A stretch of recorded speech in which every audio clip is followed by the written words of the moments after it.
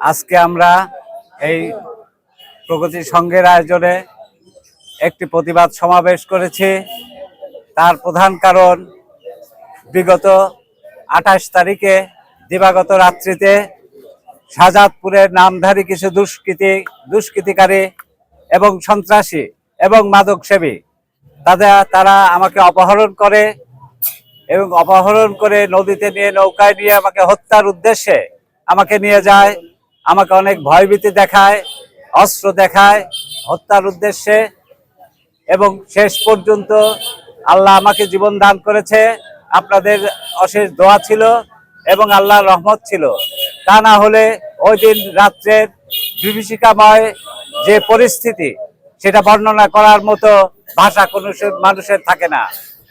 একদল মাদকসেবী, কুখ্যাত শাহজাদপুরের সবাই জানে, সন্ত্রাসী, যার টাইটেল দেওয়া আছে ককটেল রানা।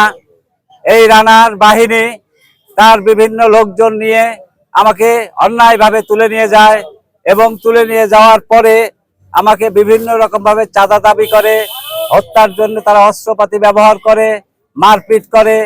আজকে আমরা আপনাদের মাধ্যমে দেশবাসী এবং এই বিএনপির উপজেলা স্বেচ্ছাসেবক দলের সাধারণ সম্পাদক এই রানার দৃষ্টান্তমূলক শাস্তি আমরা আশা করি। ভাই, আমরা এখানে সমবেত হয়েছে, আমরা সাধারণ মানুষ, সাধারণ জীবনযাপন করি। আজকে যদি আমরা নিরাপদ থাকতে না পারি, এই আর কোনো মানুষ নিরাপদ থাকতে পারবে না। আমরা আপনাদের মাধ্যমে প্রশাসনের দৃষ্টি আকর্ষণ করছি, অবিলম্বে এই আসামিদেরকে গ্রেপ্তার করা হোক এবং দৃষ্টান্তমূলক শাস্তির আওতায় আনা হোক এবং তাকে এই যে দল থেকে বহিষ্কার করা হোক, এই দাবি আমার থাকলো এবং আমাদের থাকে। প্রিয় ভাইরা, আজকে আমরা আপনাদের মাঝে উপস্থিত বেঁচে ফিরে এসেছি। এইটাই আল্লাহর কাছে হাজার হাজার শুকরিয়া যে আমি জীবিত আপনাদের সামনে আজকে কথা বলতে পারতেছি। এই ঐতিহ্যবাহী প্রগতি সংঘের আমি একজন সদস্য, আমি সাবেক একজন সাধারণ সম্পাদক। আমি আমার নীতি নৈতিকতা নিয়ে বিগত দিনে এই ক্লাব পরিচালনা করেছি। তার ভালোবাসার ফলস্বরূপ আজকে আপনারা লক্ষ্য করেছেন আমার এই অঞ্চলের এই প্রগতি সংঘের শাহজাদপুরের বিভিন্ন ইউনিয়নের গ্রামের দেখেন প্রচুর লোক এই অন্যায়ের প্রতিবাদে নেমেছে। আপনাদের মাধ্যমে প্রশাসনের দৃষ্টি আকর্ষণ করি, তাদেরকে অবিলম্বে গ্রেপ্তার করা হোক।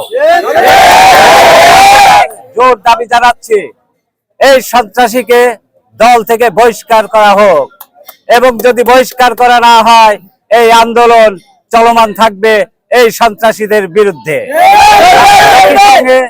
একই সঙ্গে জোর ব্যক্ত কণ্ঠে আমি বলতে চাই, ওসি শাহজাদপুর থানা এবং সেনাবাহিনীর যে কর্মকর্তা, ওনারা বিগত ওই 28 তারিখ রাত্রিতে সাঁড়াশি অভিযানের মাধ্যমে যদি আমাকে উদ্ধার না করতো, আজ আমি আপনাদের সামনে উপস্থিত থাকতাম না, হয়তো আমার জায়গা হতো কবরে।